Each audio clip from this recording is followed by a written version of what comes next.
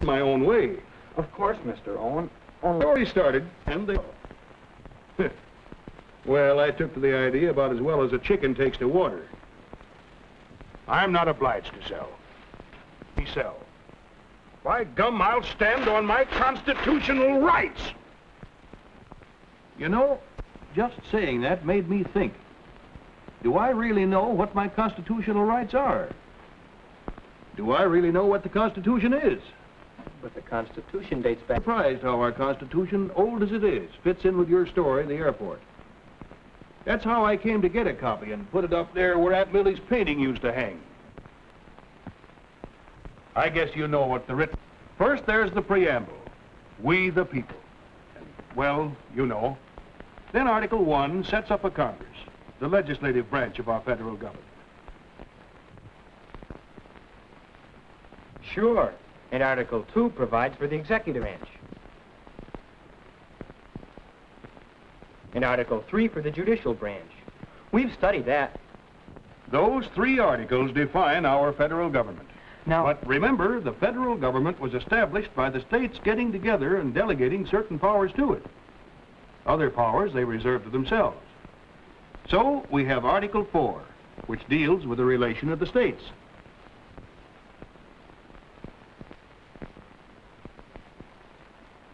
So there we have a federal system with both central and state governments, and both of them are limited in their powers. But from there on out, the Constitution has done a lot of growing. Article 5, which provides for amending the Constitution, shows that the men who wrote it expected it to change. Take a look at the amendments. I know. The first 10 are called the Bill of Rights. That's where I get those constitutional rights I was standing on. According to the Fifth Amendment, my property couldn't be taken away from me without due process of law. Not even for an airport, see? I told you this is part of your airport story. But the Civic Committee had their constitutional rights, too. Under the First Amendment, they staged a couple of mass meetings to stir up interest in their project for a county airport. So the issue was put to a vote as a referendum question on the ballot for the next county election. Before the election, there was a lot of campaigning, especially by the women of the Civic Committee. Time was in this country when only men could vote. But when the people decided that women should vote too, they up and changed the Constitution to suit themselves. That's one of the later amendments. Then again, sometimes we the people change our minds. In 1919, we wrote prohibition into the Constitution. In 1933, we wrote it out, which goes to show that when all is said and done, the Constitution at any time is what the people want it to be at that time.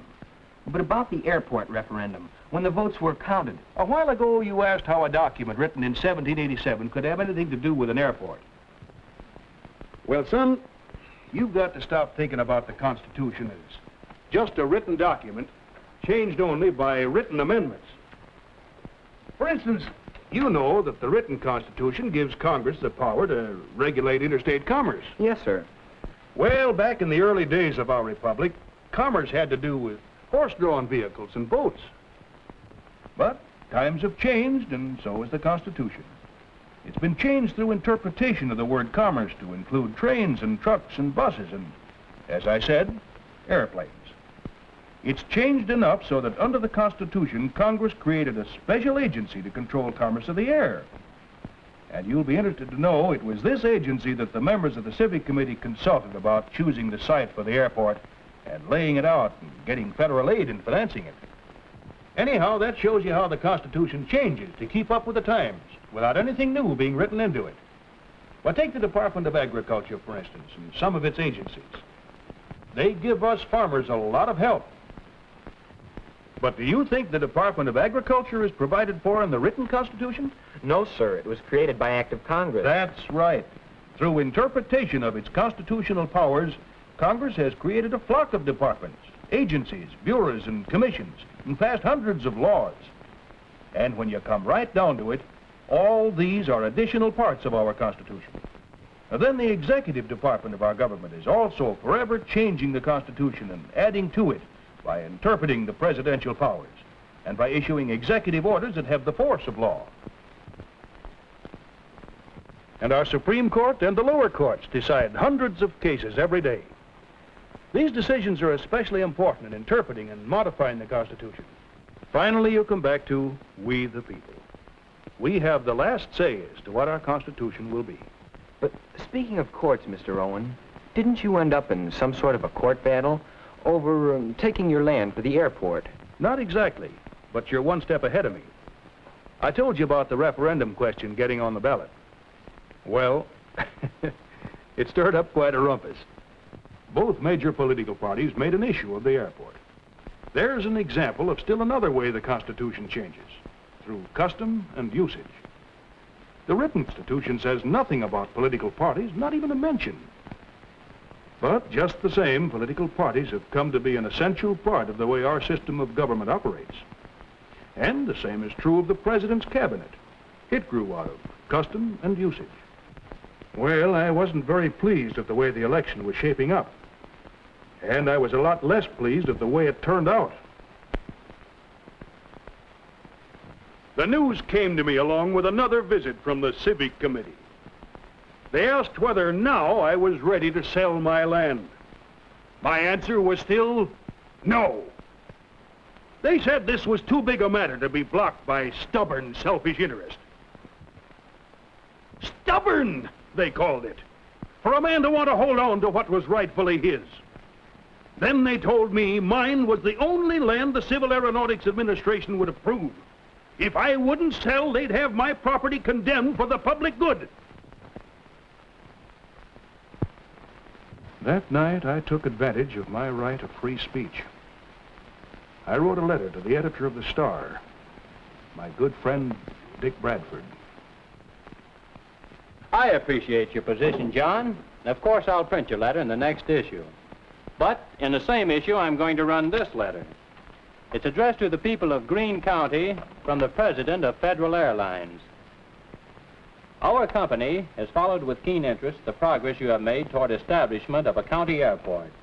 For some time, as you know, we have planned to use the airport to provide passenger and cargo service for the people in the area.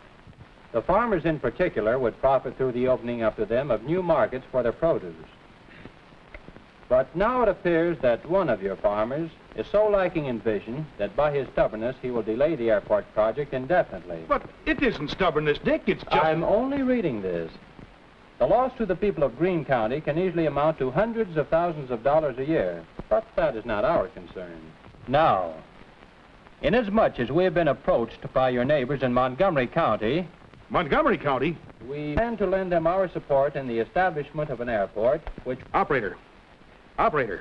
Harriet, get me the president of the, Federal Airlines. Well, how do I know? New York or Chicago or someplace? You see, it was for the good of the majority. And I got a fair price for my land, too. And I've still got my house and enough land on this side of the highway to keep me busy. Come here, Frank. Mm-hmm. There's one of the big birds, a real thoroughbred. Just think, more than 100 years ago, my grandfather plowed that land with a team of oxen. That's progress. And 100 years from now, when that kind of airplane is old-fashioned, our country will still be thriving under our living Constitution.